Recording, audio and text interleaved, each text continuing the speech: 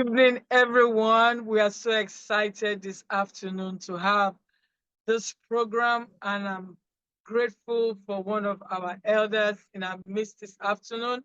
I have Yes. Mr. Nathaniel Osamide, and then, of course, I have my wonderful, wonderful correspondent, Mr. Enahoro from Benin City. He's joining us from Benin. So if you're watching us today, we have Benin City in the house, and we have Ewiobe in the house. You're in Ewiobe, right? Or where are you in? Okay. I'm in Ewiobe. Why you say He's in okay? You Ewiobe. He's in Ewiobe. Like I said, we are so excited to have Mr. Nathaniel. He is an elder statesman in the affairs of Onwa. He has worked with several parastatals and several people. The OGT network is encouraged that he found us worthy of doing in Onwa, and how we are now getting that voice to be able to make ourselves heard in Edo State. I will let him, talk more about that. We are here to anchor this program today. So good evening, Mr. Nathaniel. I'm passing the baton on to you. If you can introduce yourself, introduce your discipline, tell us what you have been doing in Edo State so far, and of course, your organization, which is the Onwa Conscience. Waking up our Your conscience in Onwa. Thank you, sir, for joining us. It's a What did you pleasure say, to be Nauro? OGT. Yes. You can go on, sir. We are listening. Okay. Yeah. My name Yes, is. sir. You can go on, sir. Okay. My name is Nathaniel Osamide Oyorenwa, and I'm an Onwa man. Let me take the name again. Nathaniel Bayo Oyorenwa Osamide. I'm an Onwa man, and I'm actually. Oh, you based have a here. Yoruba name too. Yes, it's a common feature with Onwa people. It shows the affinity that existed between us and the Yoruba people before political divisions and so on and so forth. And that is one thing that is people will find curious. Almost every Onwa man has a Yoruba name. Yes.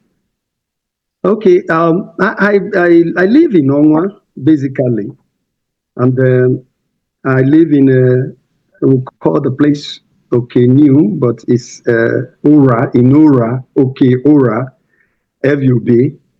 Because of development, Yes. there is no. Hello? Go on, we are listening. We can hear you, sir. Very well. Okay. There is virtually no demarcation, physical demarcation between New and FUB right now. So, but they are all Ora. Now, Yes, I've been here in the countryside. I'm actually a retired public servant. I taught in some of our secondary schools. And yes. And then I've spent quite a large chunk of my maturity and adulthood in Onwa. I'm always in Onwa, but most times, you navigate. We go to Benin. I stayed in Benin. I actually schooled in the University of Benin and the College of Education, Iyaro then. And in my adult life, I've been fortunate to have equally had some political stints. I was a senior special advisor to the governor of the state. That is during the regime of Adams Comrade Ushomole. And I was senior special assistant to the governor. And I was personal assistant to the then secretary to the government of Edo State, and that is Professor Julius Ihonwere.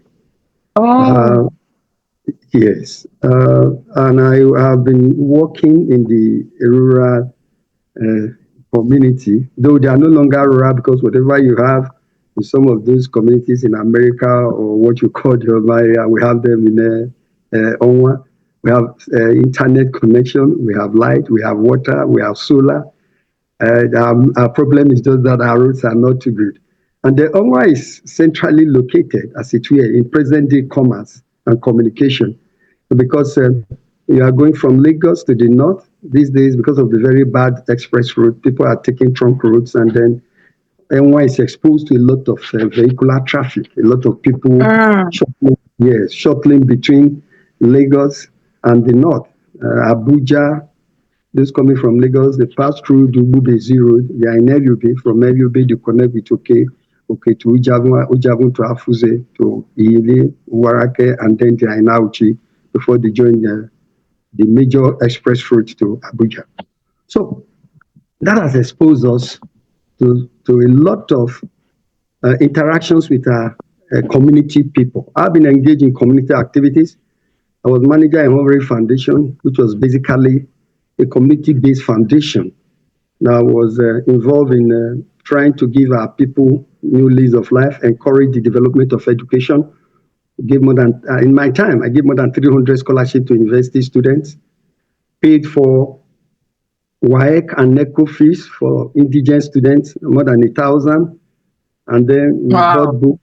Yes, bought books for students, took care of orphanages. There was a time we visited all the orphanages in Edo State, giving them support in terms of feeding and so on and so forth, clothes and medication, and so on and so forth. I did quite a lot with the Hungary Foundation, but basically I am somebody who is an outdoor person, and I like getting involved in activities. I'm a very active person, and that has exposed me to interaction with members of our community, traditional rulers. I had stints of visits and discussion with the late Timothy Omobare, the Okumagbe of Iuleha.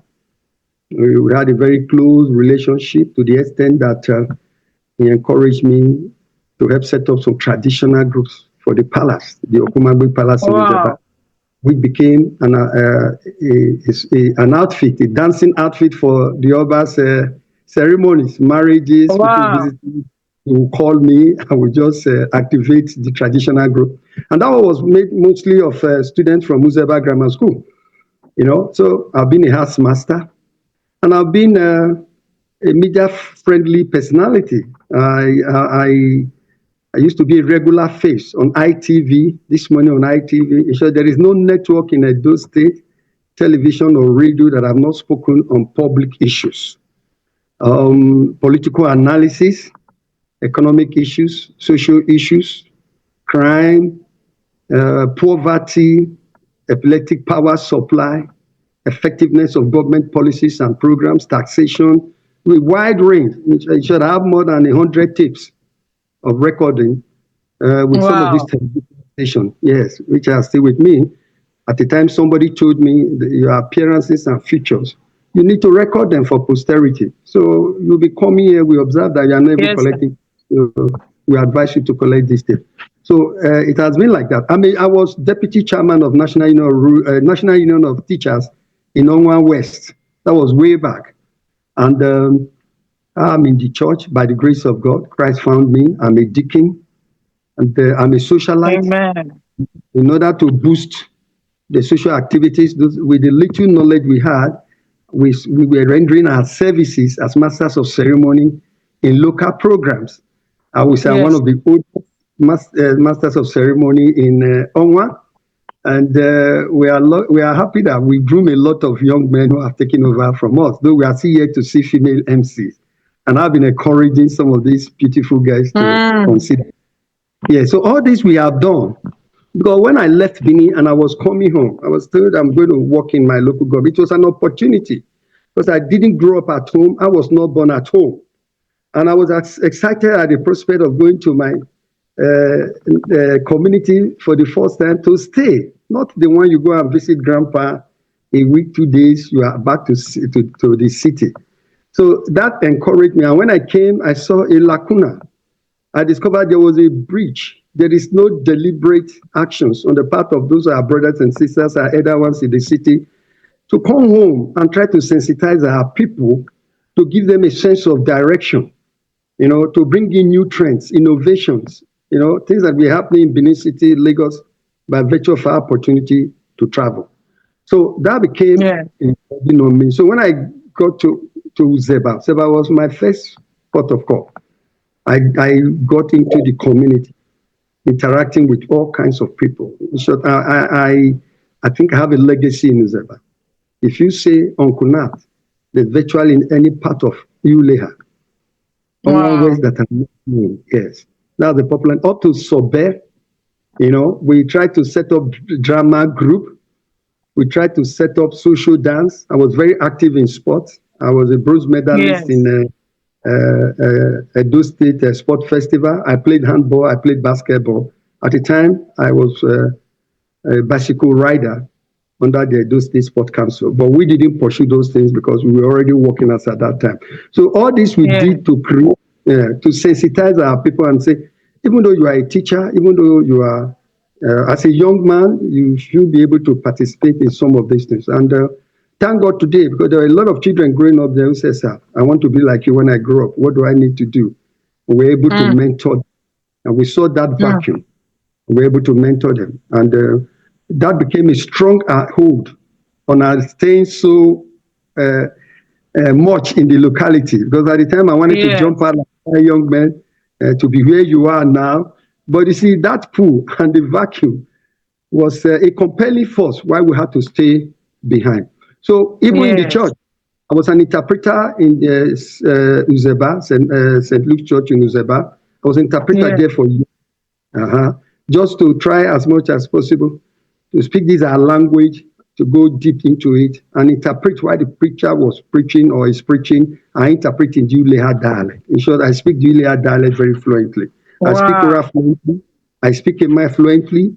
I speak a little bit of Futuo, you know, Igwe, Ihi, and some of those variations that you have in our community in Nongwa language.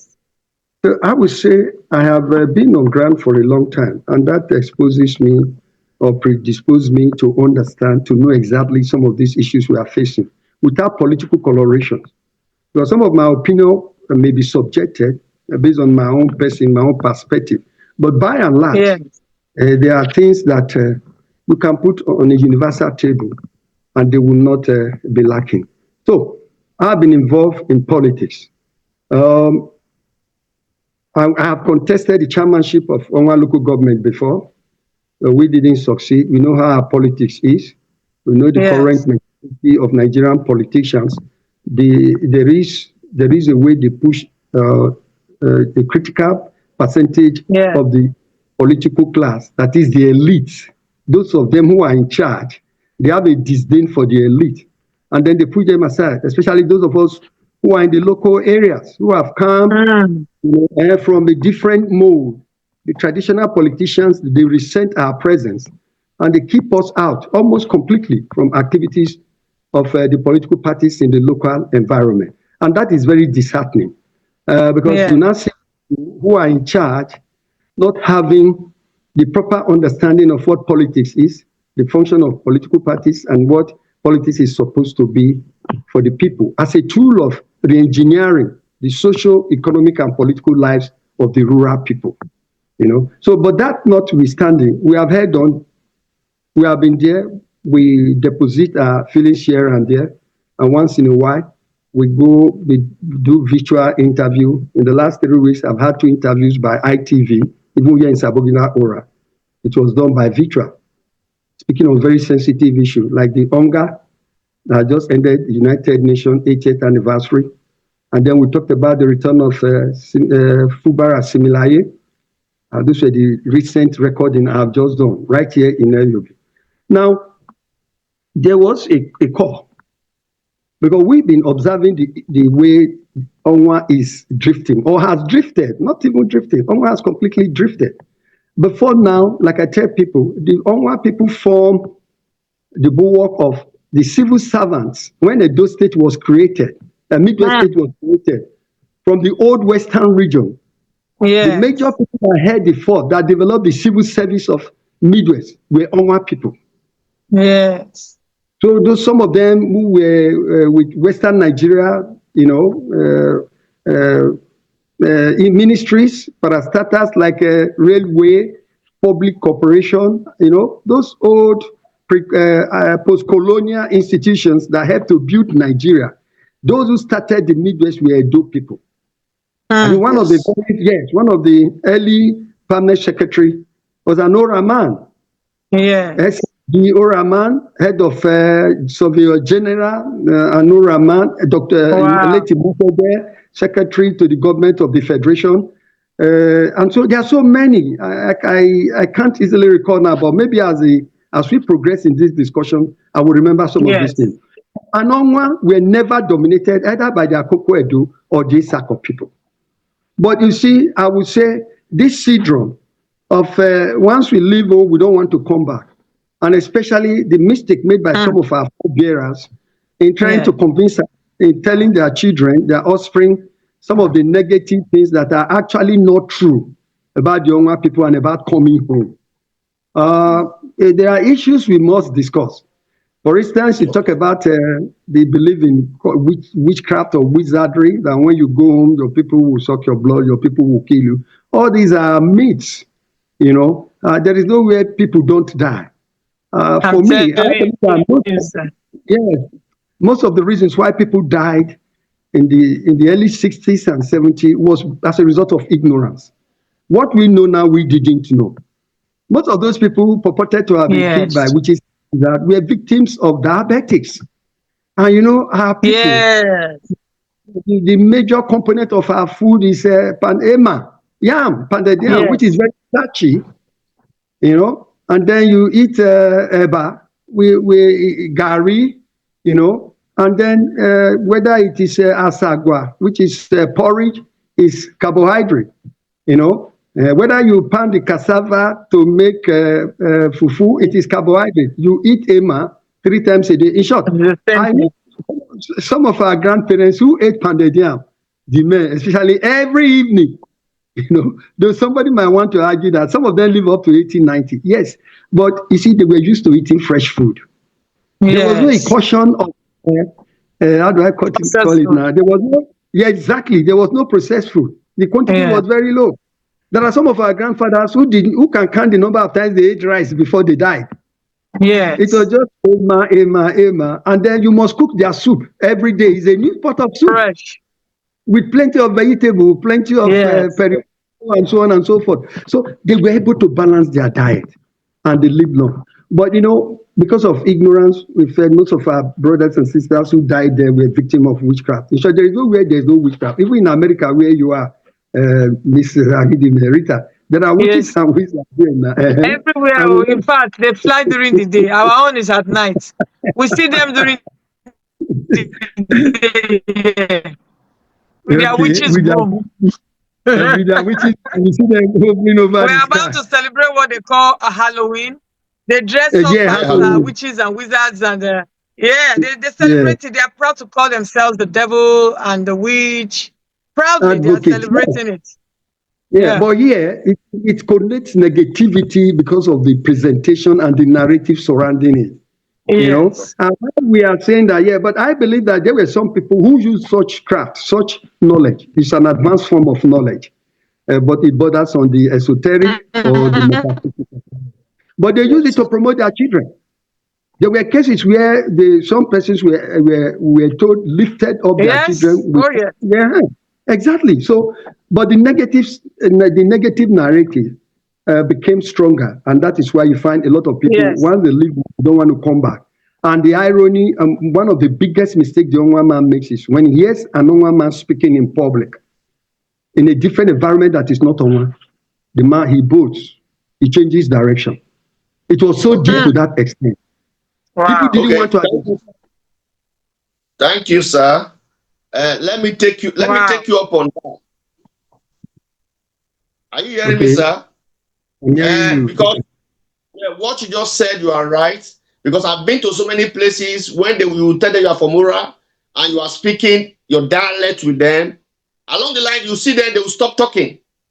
So how do you think we can correct all this negative narrative about our people, about our community? How do you think we can correct all this, sir? Thank you so much. It is very easy to correct. First and foremost is the awareness. Now, I have been here in this local government. I've been home based for more than 40 years now. My children, I gave birth to them outside the local government, some within the local government, but by the grace of God, they are all alive. They schooled in Sabungida. They schooled in Sobe. Are you hearing me? They schooled in Zeba. Yes. So they are all alive.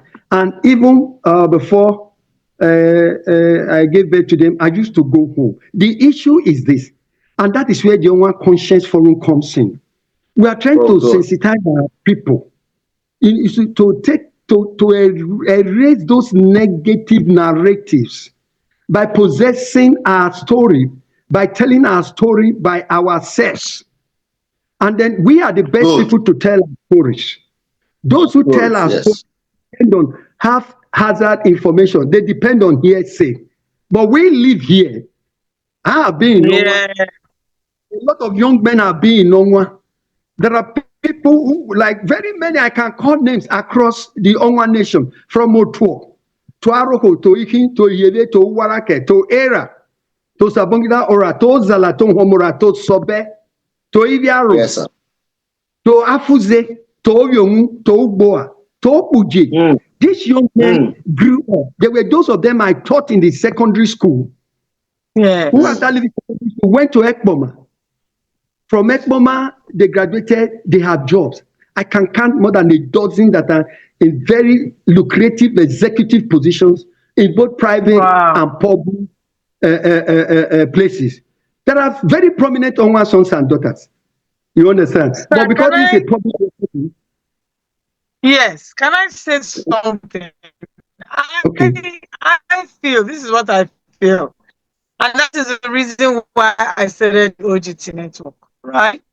I feel that all other cultures have given their people a platform to try, so that the world will see that they are human beings, they are not witches and wizards. Their language has been readily spoken, you know, on TV that they can see. And then they were able to, you know, with their cameras, showcase their places so that people would desire to go there. The problem we have in Onwa is that for so long, we have not, and that is what the OGT Network is continuously striving to do. For example, Enahoro went to places that I did not even know existed in Onwa. Very good. We have Like yes. Igwe Sale. Yes. Igwe Sale.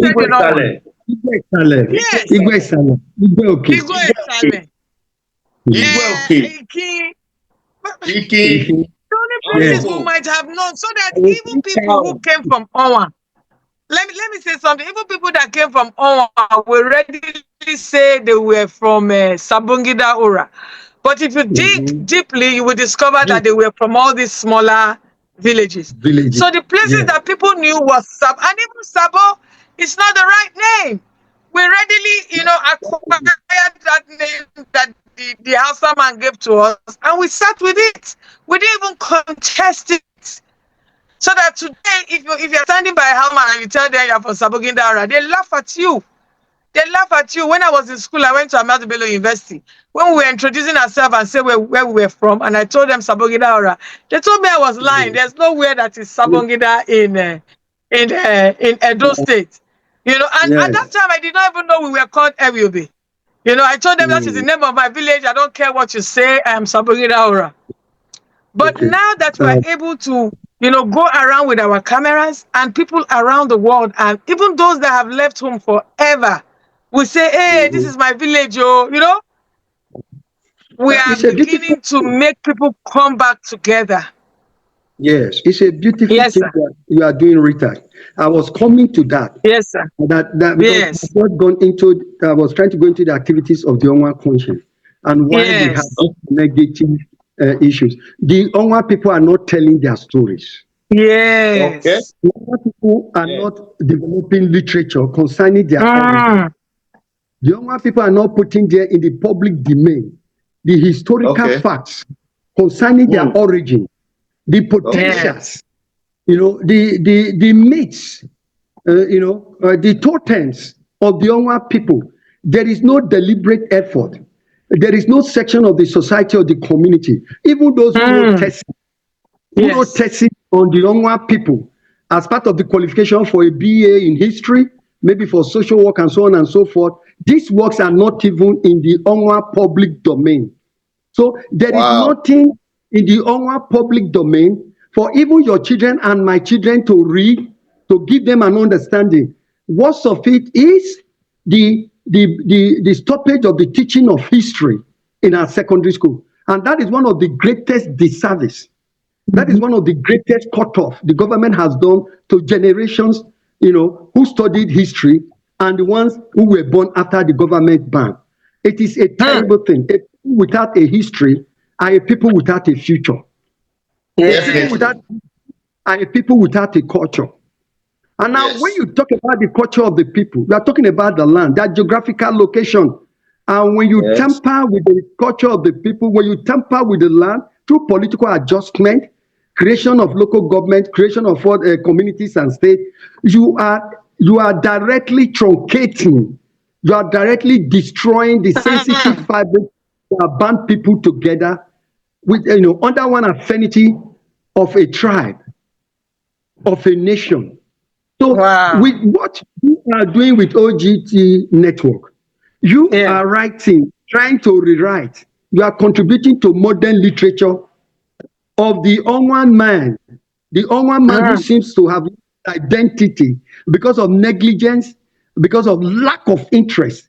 The Onwan man who has refused to move back, see other nations rising and moving forward, and feels it has nothing to do with him. And that's a mentality of the Onwan people that needs to be changed. Yes, sir. You cannot say because you have peace of mind. You forget where you are coming from. It's like some Nigerians now say if they die, they should bury them in America. If they bury you in America, your spirit will come back to Nigeria because that is its natural home. Your physical body will be composed, but your spirit will come back to your natural home in Africa, to Nigeria. You must live amongst your kids and king, either in life or in death. So the network is doing something fantastic. And it is such effort. And then the other conscious, one of our major core, one of our core objective is to build in, to resensitize the Onwa man, to repossess the consciousness of the Onwa person, who is indomitable, who is irrepressible, who is vocal, who is not afraid, who is outspoken, who is outgoing, who is very friendly, and who is strong and passionate about his personal opinion, either influenced by education or by his natural setting.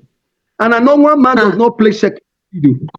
But you find that because of contemporary political narratives, political disposition, political arrangement and rearrangement, the Onwa man has successively, continuously, from one political regime to the other, lost his identity because we have subsumed our indomitable spirit. We have subsumed our intelligence and ability under political domination.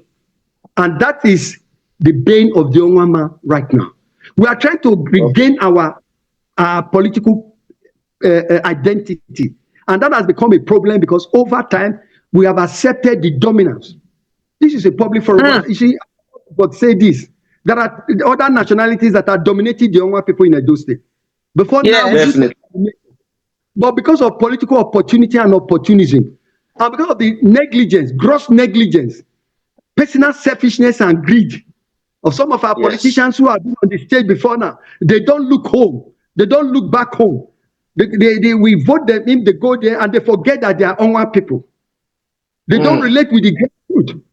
Now, if you have someone in the public domain who has the media before him, and he cannot promote his language, cannot promote his culture, cannot promote the problem, cannot highlight the problems of his people, and cannot prevail on government to come to his people, to do something to alleviate the suffering of his people, then such a person is a minus rather than a plus to the political development of such a movement. And we have quite a large number of such persons.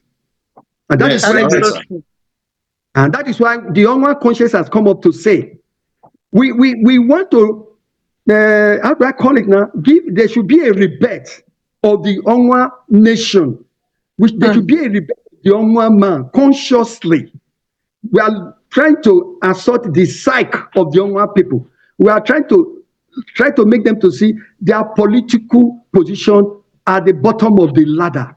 We are trying to make them see the political domination of the Onwa people by other people. Yeah. And then we are trying to send a message also to the transactional leaders, political transactional leaders of the Onwa persons who have subsumed their potentials, who have subsumed their political quality under the dominance of some other tribes in a donut, nationality in a donut, which I don't want to mention, which I'm sure my sister, you know. Yes, yes. Oh, sir, listen, I am so excited about meeting you. Wow, you begin to wonder if you are the only one out there that has this bubble in your spirit that Onwa should move forward. Onwa should move forward. You understand? We started the Onwa. I wish my co-host was here with me. She normally does a program at 2, so I didn't invite her. But I want to beg on you. You will give us a particular time during the day. I thought we could do Sunday. I mean, 8 a.m. and there was a problem, you understand, with our connectivity. And we couldn't do that. I know you have another thing to do. I don't know what time it is now. What time is it? It's almost time, 2:53. We will not even start our program.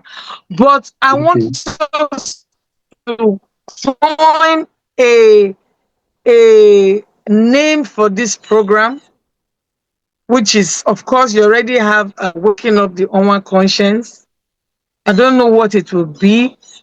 And now we'll think about it. We all have to think about it, that we can bring such minded people like you and have this educative debate on how we can bring our people together. You are just blowing my mind. There's so many things you have said that if you just pick a sentence, it's enough to just dwell on it. You pick another sentence, it's enough to dwell on it. So, and now I'm so grateful that you introduced me to Mr. Nathaniel. Apparently, he knows my father. Before you leave, sir, I want you to tell us more on the program that is coming up next tomorrow on Tuesday. Can you please just speak on that briefly? Yes, please. Yes. Quickly, speak on that so that we can advertise it. Okay, as part of our program to sensitize our persons, because some of us are of the opinion that this rebate cannot be talked about and it ends with our generation.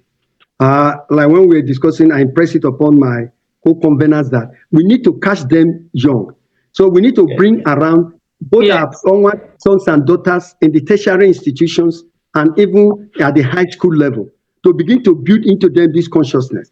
Now, so when we organized the Onwa Cultural Day, we sent invitation cards to all the Onwa Students Association in the tertiary institutions in Edo State and around Edo State. And on that day, Rita, you won't believe, because the program was so rich that we had a stand for Onwa cuisine. And some of these young men, I encourage them, go and taste Isikolo, Eko Dilo. And they were so happy. Some of them were seeing it for the very first time. And that is really serious. Yes. I have pictures to prove that. And then we have this debate. We decided to organize a debate. And this debate is for high school students, secondary school students, where we will spend some minutes to talk about the consciousness that they need to develop. Some few minutes to let them know the real identity of the Onwa man, for them to realize where we are now and where we want to be. And Rita, let me quickly drop this. Our idea is this. The program will be starting in 4 centers: Afuze, Otuo, Uzeba, and Holy Trinity Grammar School at Edo. Yes. We are bringing private and public together. And then we are starting on Tuesday, the 1st of October. And they are going to talk about the influence of money on education. They are going to talk about our traditional institutions. The normal format of proposing and opposing. No, we want these students to be original. We don't want them to be fixated on proposing and opposing. So each school will come up, you have a time allocated to you. Tell us what you know about the topic. You are free if you want to oppose, if you want to propose. We want to see distinctions. We want to see originality. We don't want a situation where teachers will write for them, they will memorize and come and pour it. We want a broad-based debate where they will tell us what they know. We want to see how far and how much they know, about the sensitivity of these topics in our domain. So that is one thing we want to do. And after that, we are planning a community outreach where we will visit the major communities in Nongwa and sensitize them. Hold town hall meeting with them, their traditional rulers, their political leaders, the local folks, the farmers in the village, the market women, which form the bulk of the voting populace. The women are more enthusiastic than the men. But unfortunately, the men will always shine. They will take most of the largesse that are coming and they relegate women to the background. But we want to, that is a different direction entirely. But what we want to do is to sensitize our people, let our people know that Onwa is losing it. We are not playing second fiddle to this Saka people, and which is not supposed to be. Well, every political position in a donor that is supposed to be shared on the basis of equity, we pick the crumbs that fall from the table. This Saka people takes the bulk of it. And we are saying that has to stop. Because we have brains, we are people with capacity, we are people with experience, we are people with track record of performances in their various callings in life. So we have a rich pool, we have a burgeoning reservoir of people who have demonstrated capacity and ability, and they can be trusted with public offices. They are in Onwa. Why should they not see the light of the day? Because of the dominance of one particular tribe. So that is a vexatious issue. And a lot of what are so passionate about it want to change that narrative. And we are saying by 2027, an Onwa man should be a senator. And by the year 2032, an Onwa man should be a governor. After the turn of North Senatorial District, the Onwa people must produce a governor by 2027, either by fire or by whatever means. Because then it will be our turn to produce the governor. It cannot go back to, Edo South, or it cannot go to Esako. It should be between Akoko Edo and Nongwa, who have never produced it. And that is why we are doing this sensitization program. We will do more, but because of limited financial resources available to us, you see, a lot of us are trying to be resourceful. We bend almost backward to a breaking point to make sure that we are able to realize. You see, that issue of financial restraint is what will be tackled, through the media. The whole world is watching. Even we in the diaspora, we are preparing to come back to give back to Onwa. You understand? The Onwa Association is here. The Oracle Association is here. We are waking up. So with this availability of the media now, we are speaking to their conscience wherever they are, in their rooms, wherever they can hear us today. We are speaking to them to hook onto this movement that you have started with Onwa Conscience. And of course, the OGT Network is gladly ready to partner with you. We will lend our cameras. That is what we are very good at. You understand? So to project every voice that is in Onwa that will help us move forward. So we are so grateful for you joining us. Like I said, we will do this again next week, Sunday, where we'll have more time. It's supposed to be 2 p.m. your time, which is 8 a.m. my time. You understand? Because I go to church at 10. So 8 a.m. 8 a.m. to about 9, maybe 9:15, we should be running up. But we want to continue to project this forward. And we are so grateful for you joining us today. Like I said, I recorded this program. I'm going to edit it and I will send it to you. It's going to be brighter and everything. We'll put the music, we'll put the, the graphics and everything. I need your picture. Send it to me. I need, if you have any picture that has to do with your program, which is Onwa Conscience, your website, I need it so I can add it to this video introducing you, sir. I am so grateful. I'm glad that you know my father. My father was an educationist, spent all his life in education. I wish I still have in my life to put a voice to what I'm doing. But I'm excited to have you, sir. Mr. Nahoro, God bless you for connecting us together. I don't know if you have any other thing to say quickly so that we can go. Well, I want to appreciate our father. I want to say thank you for joining us in this program, because you are somebody, I believe, with your voice, and also from us to joining you, I believe our nation will move forward. Thank you, sir. Exactly. I sincerely appreciate you, sir. Yes, sir. Yes, sir. Thank you very much, sir. We'll be talking again. Sorry, sir. Yeah. I'm listening. I said, yes, I said, take on to the global stage. As I'm going to make They say there's something we say in America. We say if you are not invited to the table, you create your own table. And that is what Onwa is doing. We are creating our own table.